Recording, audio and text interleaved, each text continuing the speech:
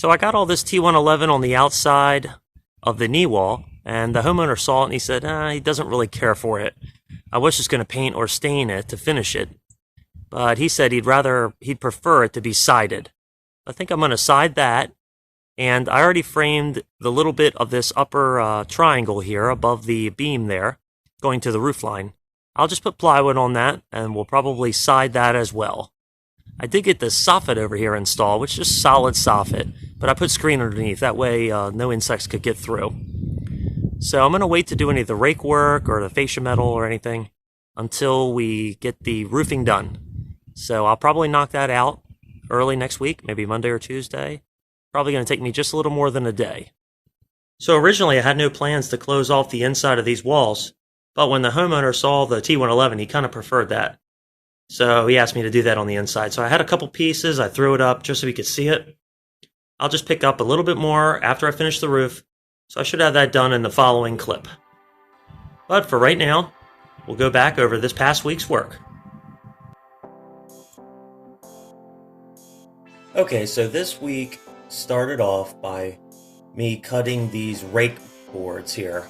I used a 2x6, just regular framing lumber. And here I'm pulling all these button cap nails. I put that on just as a precaution so it would keep it from blowing loose.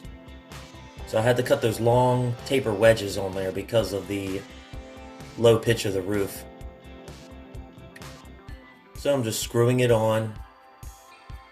And eventually I'll put just regular pre-bent rake metal on that. So nothing fancy, just white pre-bent metal, the ones with the ribs in it like they sell at the store. It was just easier. I don't own a brake, so that was just the easier thing to do. Here, I'm just doing the other side now.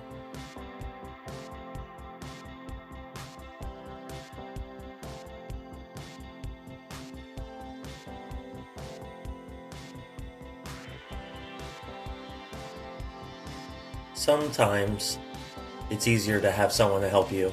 Something like this was a little bit awkward, but everything is doable if you have the right setup with just one person. Yeah, I had to remove that block because it was kind of in the way there. This board was a little bowed, and you see me trying to lift it there to straighten it out, so I got it as good as I think I could. Now I'm just tacking it back down on the side with the button caps, because I won't actually be able to get to doing the roofing as fast as I thought. I wanted to at least get the rake on, and then I thought, well, I'll go ahead. Here I'm cutting the rakes. I'm just putting the plumb angle on it and cutting those off. I'd rather just go ahead and get the pork chop work done, get everything ready. I'll hear some gratuitous sweeping footage here. So this is me doing the second layer. Like I said, because it was shallow, this product, this grip right product, said between 2 and 412. It wanted a double staggered layer. So 2 layers, staggered half sheet. So it's not the end of the world, but it just took a little more time because all these button caps. But pretty good. I was worried. I mean, I always feel like, at least in the old days with the shingles, they always said if it's below 312, you need ice and water or a membrane underneath. So this product's pretty good. At least it gave me the option down to 212. And it wasn't really too bad in the end. It was starting to warm up. So it was still cool. I mean, you can see it's pretty breezy that day. So it feels good. This is a danger territory where it feels good, but you get burned. So you got to be careful. Here, I just went ahead and started to install these bow ties, these hurricane ties.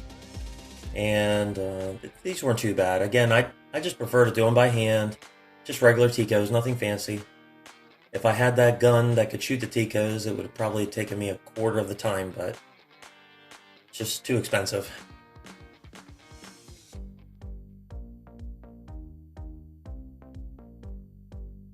So here, because I used that 2x4 as a knee jerk instead of having a 2x6 on site when I did that sub fascia, I actually there I'm string lining it and just to get a mark, and I level back and I'm gonna cut each one of these tails. And the only way I could do it really was with that jigsaw. It was kind of a pain with the dust flying in your face. I'm constantly wiping my face, or it just feels like the dust always goes exactly where you are when you're doing something like this.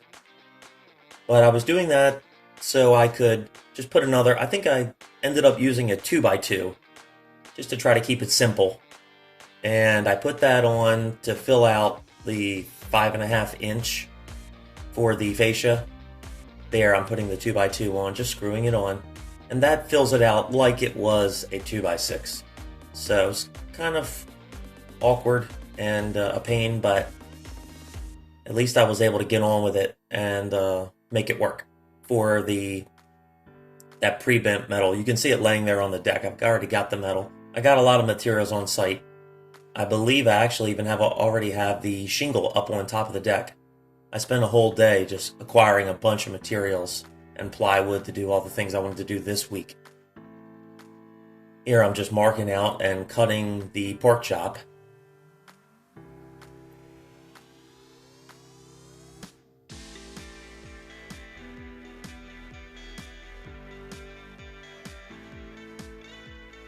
For some reason I lost the footage there, so I already had it installed, but you can see me install it on this next one.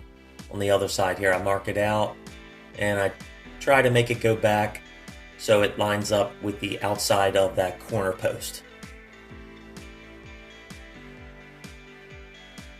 Taking the brace off, and now I measure out and I'm going to start cutting this framing for the wall effect for the knee wall.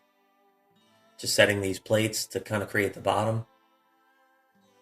Almost unnecessary because on the outside I'm gonna go over the rim board with a joist to create the bottom. So really I could have got away without doing that, but in the end I put this T111 on the inside like I showed you earlier in the clip, so that would need a bottom. So I guess it was necessary after all.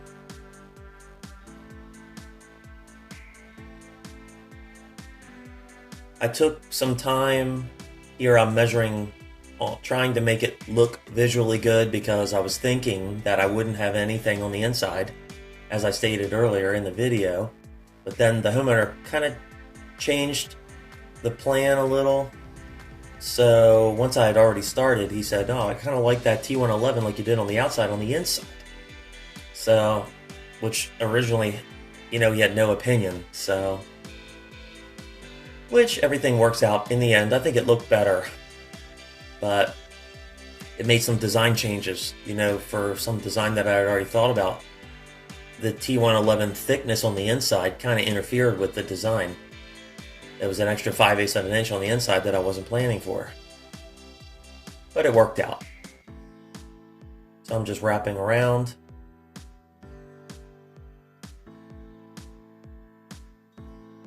Okay, now this is the next day, and I'm just doing this third side.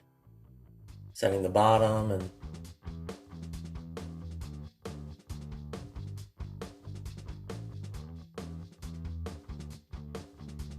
I think it's just so much easier to control the finish of what you see using those screws. And those deck mates aren't too bad.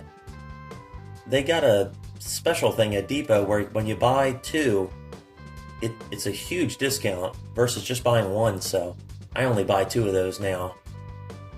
I think it's like a quarter of the price or something like that. It's a big difference in price, so it makes it worthwhile to just buy a bunch of those 3-inch screws. And they're kind of a utility screw. A little bit better than the 2.5s. Even though it does take a little bit longer, if it's something that you want to show, it's much better than a Galvy nail. Now I'm just measuring all these. Like I said, I was trying to keep it visually nice, so I was marking centers and then measuring them. But it didn't matter in the end because it'll all be covered with the T111. So I'm just marking down all the measurements. Just kind of measure them all, cut them all, install them all. So production efficiency.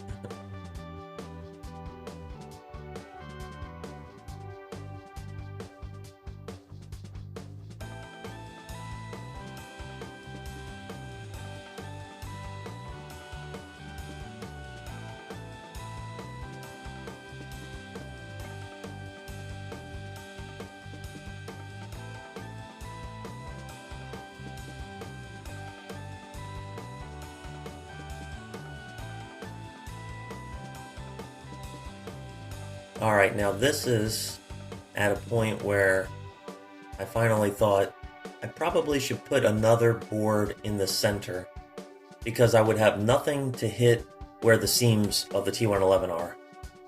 So it just kind of kept growing and growing, all this framing.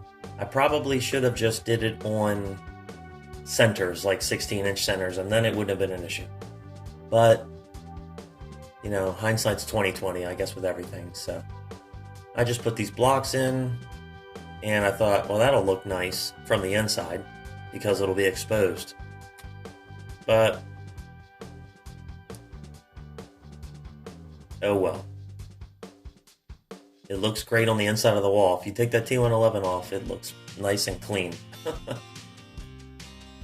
So I started to try to hang that, and it just was too awkward, so I had to put those two ledges on just to make it easier for the guy by himself. So then I just had to pre-drill. This stuff was just too hard, so every one of those I had to pre-drill. It just wouldn't set the screw. So I was just thinking, I want to make sure it looks good. So I'll pre-drill everything and sink the screw, it'll look good. Measuring out so I definitely don't blow through, because like a broken record here, but everything was supposed to be good to show from the inside. So at least it's good practice for when it really counts. So this ended up being so close, it was about in maybe an inch or an inch and a half, that rip on the edge there. It was very close to working out.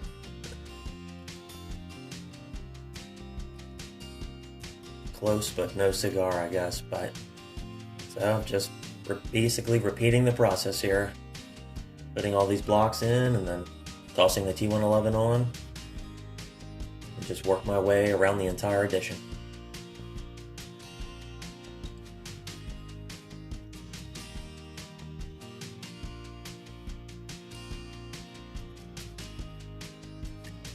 Okay, right here I'm pulling this first deck board, the one closest to the deck itself, because I had to cut that so it was flush to the outside of the joist instead of leaving that overhang. And I did that because on the side over here where it wraps around, I was trying to be cognizant of that, plus I was trying to be cognizant of in the future I'll install a post there that the railing will attach to, and the post will mount on the outside. So I figured, let me just go ahead and do it now, because I'll put this 5/8 board on top of it and it'll just make it a little more awkward to get in and do it. Sometimes you gotta really be able to think 3 or 4 steps ahead, just to make sure you don't get caught. Nothing like dismantling something to make you learn a lesson. Always gotta think ahead.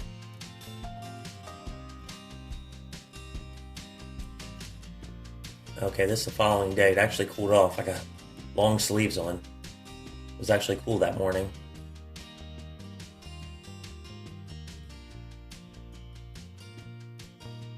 This was about the point when I had got that first piece on and I realized, oh, you know, I didn't put the blocks in the middle. So, to stop, go back, put the blocks in. I think it was this day that the homeowner came home and he saw the T111 on there and he said, you know, I kind of don't like that, even if it was stained or painted. He said, I don't really care for that finish, maybe siding. And that's when I decided we were going to have to make a change. I really asked him about what his thought was as far as the finishing of that upper triangle above the beam that wrapped around on the roofline up to the rake on the roofline. And that's when he started saying siding. And you'll see in the future clip that we basically ended up siding everything. So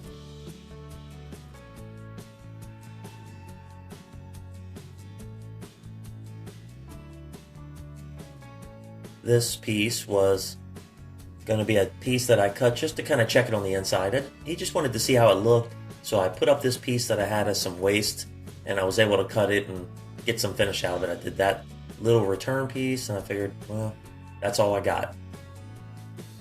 Alright, so now we're shifting gears, and I'm trying to install the framing that I need, because once I know that we can close this in and we're going to side it, I need to put plywood on that, so I figured I'll put a 2x4 kind of a ledge that'll go down to the roof deck, and that'll create the bottom. I can just float the ply, the gap is very small.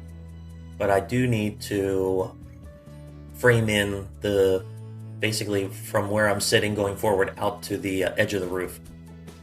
So I was just setting those bottom plates, kind of leveling up, marking the gutter where the gutter needs to be trimmed. I'll do that in the future. And trying to cut back the shingle line there and cut the drip edge on the roof.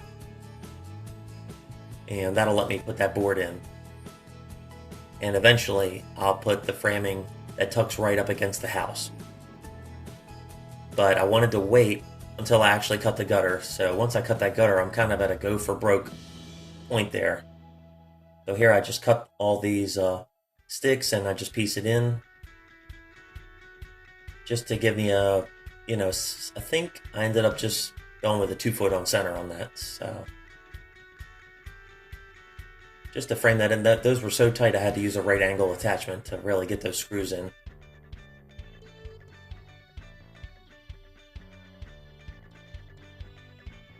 Again, because the beam is only 3 inches, the 2x4 does hang slightly into the addition.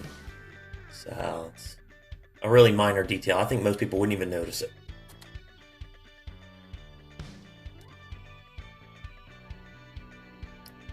Takes somebody with a carpenter curse to really notice any kind of small detail like that. That's probably the biggest problem with once you get into construction work, is your mind tends to gravitate towards mistakes or something like that that's kind of an oddity or small detail that's abnormal. It's kind of a curse. So I'm starting to put the screen up here. I decided to just use solid soffit, just solid triple vented, or solid triple soffit, non-vented soffit.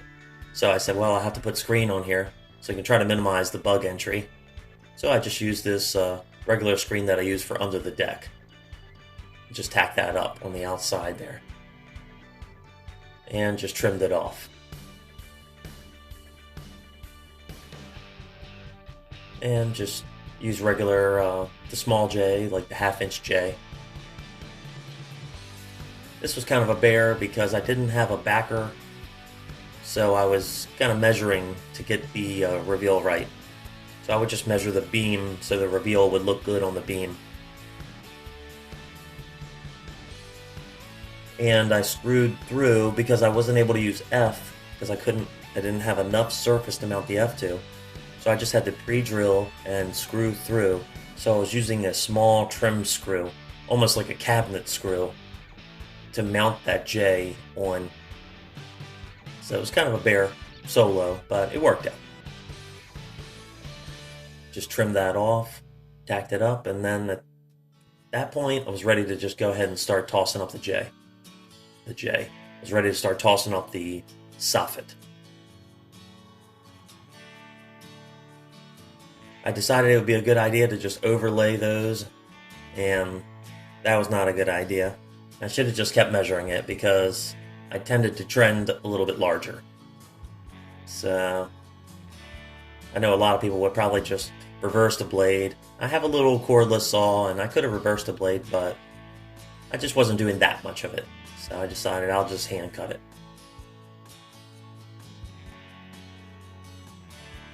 I was just kind of checking to make sure that the reveal worked with that piece of metal. And this went up pretty painlessly.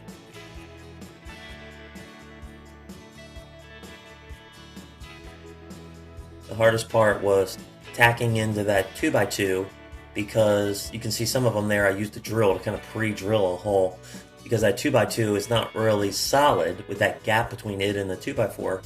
It tended to bounce, so sometimes I would have to stop and get that drill and pre-drill a hole to make it easier to drive the nail up into it. So that was kind of goofy. And I just ended up with a small piece.